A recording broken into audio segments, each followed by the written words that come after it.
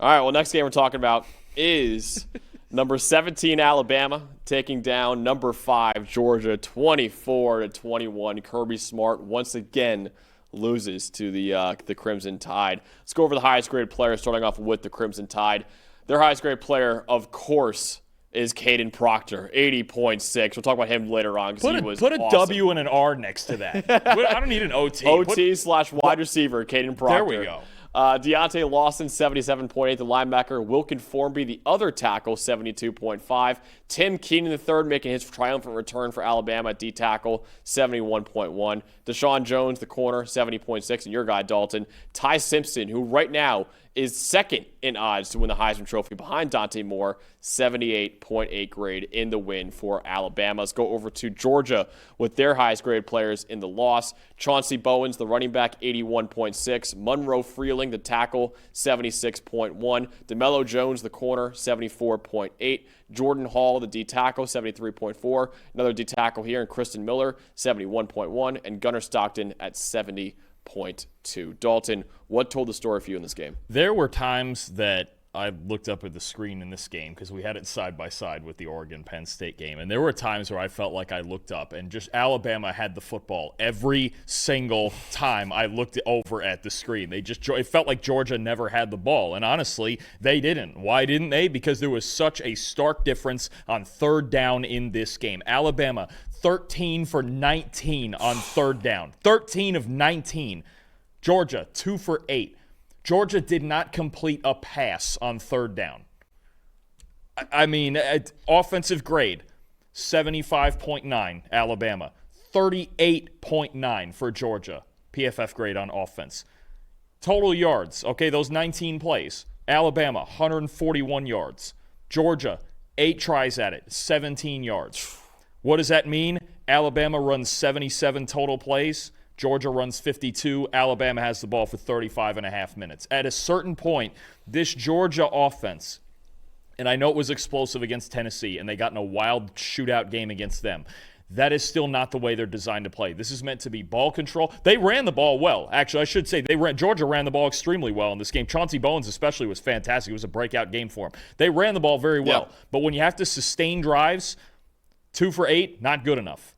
And not completing a pass all night on third down, you're not going to win games like that. You just can't. And they were still within a field goal.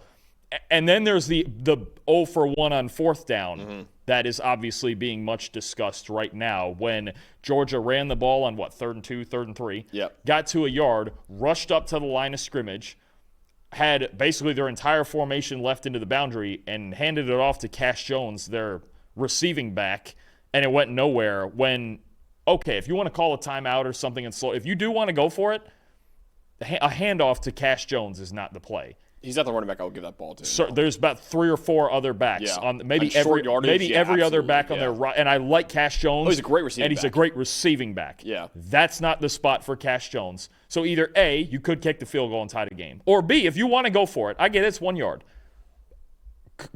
Don't rush it like that. They went up there within about 8 seconds of the previous play ending and just said that's the move. And I think it shows a lack of faith in your quarterback in that spot. I think it's just completely rushed and trying to catch Alabama off guard, right? And I know they've been running the ball well, but again, that's not the back to do it with.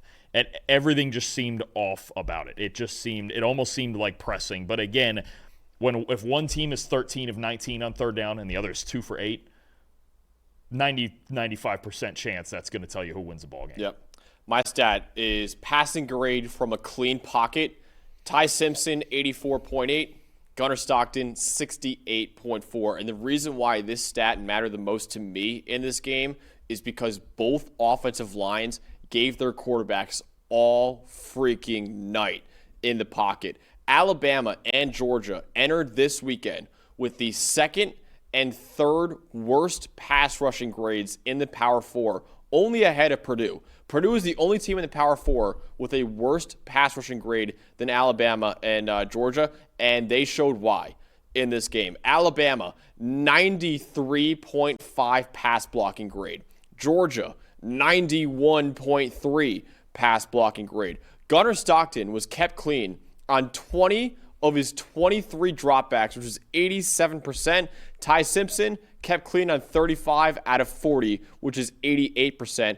The difference is, though, Ty Simpson actually took advantage of those clean pockets, while Gunnar Stockton was merely okay from a clean pocket. Ty Simpson from a clean pocket, 23 for 33, 266 yards, 2 touchdowns, no picks, 2 big-time throws, no turnover-worthy plays. Gunnar Stockton, 13 for 20 for 130 yards and a touchdown, 2 big-time throws, and 1 turnover-worthy play. And Dalton, I mentioned it in the preview, saying Alabama's pass rush is not very good at all. If Georgia's going to want to win this game, they need the receivers to win quickly. Alabama's secondary, for me, won the day for Alabama last night. They were outstanding against Georgia's receivers and just not letting them get open quickly. And Georgia's receivers just could not get open. Ultimately, that's what told the story for me, is that one quarterback from a clean pocket was great. The other one was not so great. And Ty's been great from a clean pocket all season. I'll get to him in a second. Just update on those numbers as we stand right now. Alabama is still 125th in pass rush grade, only ahead of Purdue and Georgia. Georgia has moved behind Purdue. They have the 3rd worst pass rush grade in the country. That's insane. We are 4 games into, and remember, this is something I've talked about for a few months now. Georgia had 6 defensive linemen play at least 400 snaps last year. They're all gone. They have a bunch. They have Kristen Miller is a great run stopper at the nose, and they have a bunch of young kids on the defensive line. We are 4 games into the season. They do not have a defensive lineman with a sack. They don't have a single sack from a defensive lineman. They have 4 sacks this year. They're all from linebackers. Georgia is right now, the way it stands, incapable of rushing the passer. Yeah. They have nothing. Kirby's going to have to start blitzing or something, because if you leave like later in the year, Ole Miss, anybody, I don't care. Ole Miss, Florida, Texas, even Georgia Tech. You leave anybody with 90% clean pockets, they can hurt you.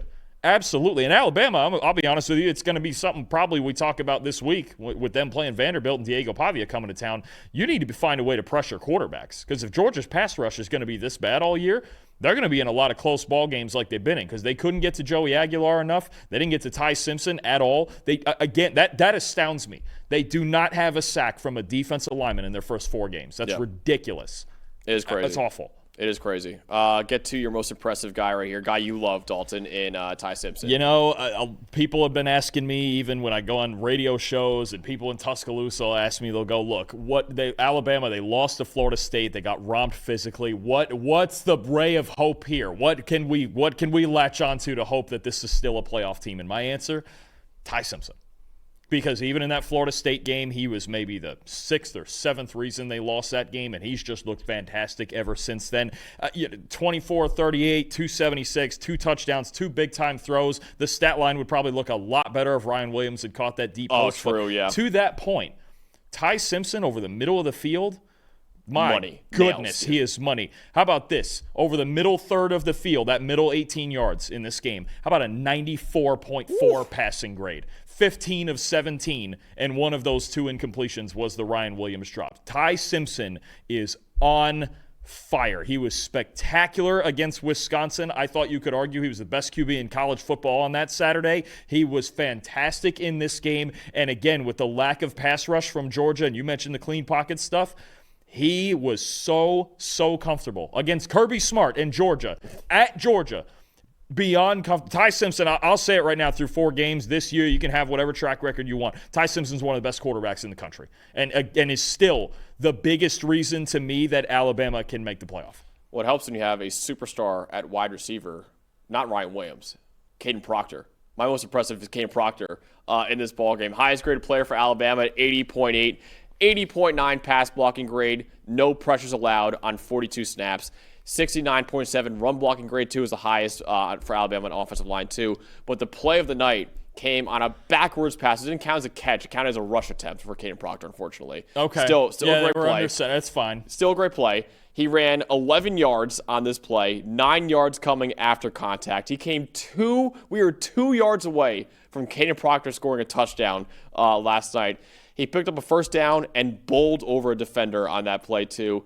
Dalton, in his career now, he has a 100% first down rate and a 100% forced missed tackle rate in his career. Now, of course, he has 1 attempt in his career too, but still, That shows DeBoer, hey, give him the ball more.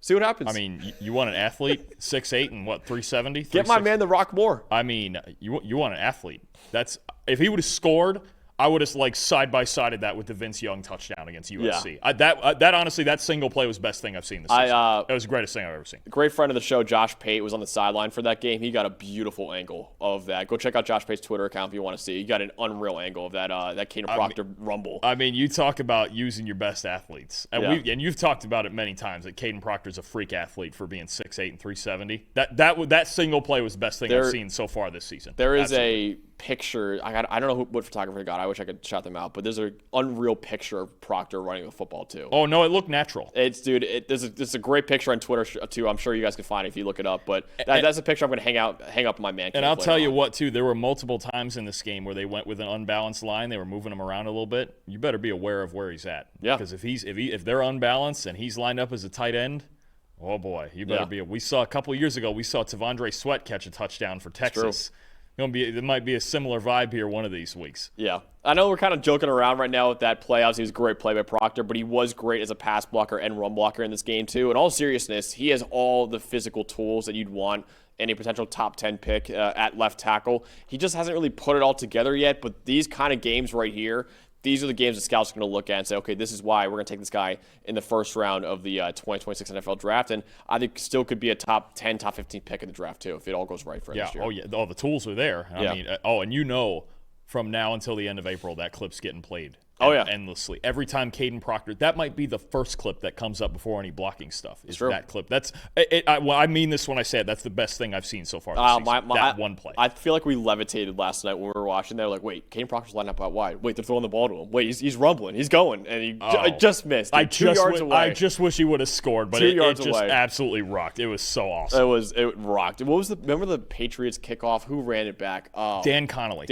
Yeah, we got 2 yards away too, right from that kickoff. There's your trivia of the touchdown. day. There we go. It kind of felt like that a little bit. It wasn't as long of a play, but it felt awesome. I love that. I love big men rumble with the ball like that. But great win for Alabama, 24-21 over Georgia, and all of a sudden Alabama right back to being a national title contender like Dalton had them being in his preseason prediction.